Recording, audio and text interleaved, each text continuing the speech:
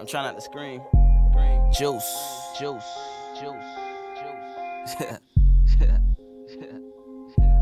Juice, juice, juice. Got 100 labels on speed dial, but I'm still in. Hi guys, welcome to my channel. You will see in the video how I jacked up my lace dyeing my hair, and I was looking for ways to remove the dye and came across a couple videos with people using color oops to remove it. The kit comes with 2 containers, one is an activator and one is the actual remover. It also comes with a bag, which I'm going to use to cover the wig later on. I heard this stinks really bad, so I'm prepared. I have my candles lit. As you can see, I am not playing games. I planned on trying the Sally Hansen spray to lighten the knots after I got rid of the dye stains, but I know that people were complaining that the color oops bleached their knots, which is what I wanted, so it was a double win for me.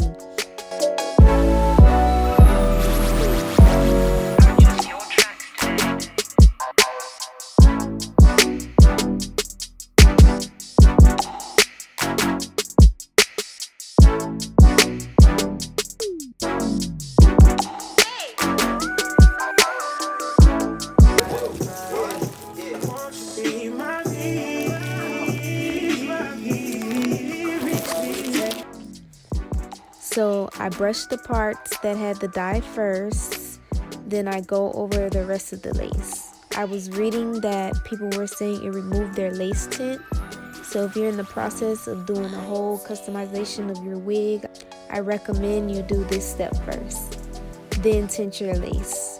I was watching Ivy's video on YouTube where she used a fabric dye spray to tint her lace, and I went out and bought that also to try. I may record that and post that also.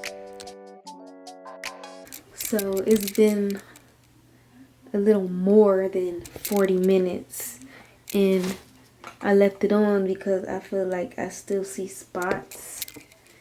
It may be just look like that. It may wash out once I wash everything out. Hopefully it does. And it looked like my hair turned brown a little, which I expected, but it's going to be so annoying because I really didn't feel like coloring this hair again, but we'll see after I wash this out. So as you can see, there's still some spots. So it just basically went from black to brown.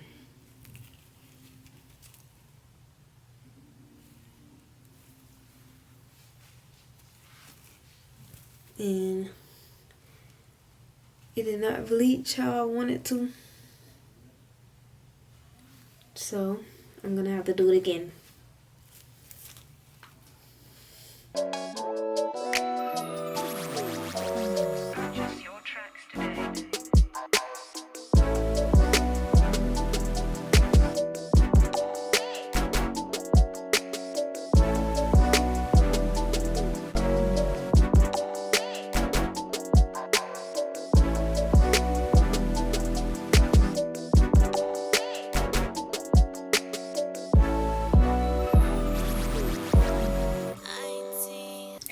So after about another good 20-30 minutes, still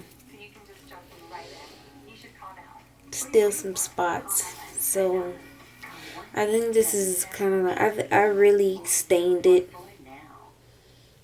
and I guess this is for, you know, light staining, or maybe if I left it a little longer, which I don't have time for.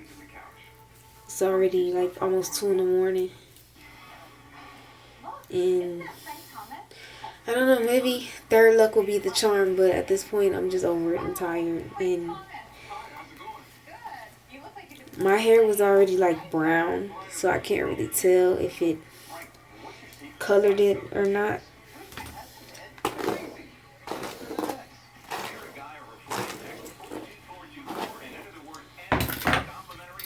So I mean, so far it looks somewhat decent. Push come to shove, I'm gonna have to buy the Sally Hansen and spray the knots or put foundation. So I was thinking about purchasing a lace tint spray. One company I was looking at buying it from was from Wig Gurus on Instagram. Number one, the spray was about $26. Number two, it was sold out. So I was in my local beauty supply store and I noticed that they had the Tailored Crown lace spray, which is also a very popular company from Instagram. They had that in stock at my local beauty supply store, and that was also about $20. So if something works, like, I don't mind paying for it, but it just didn't sit right with me to pay this much for a lace tint spray.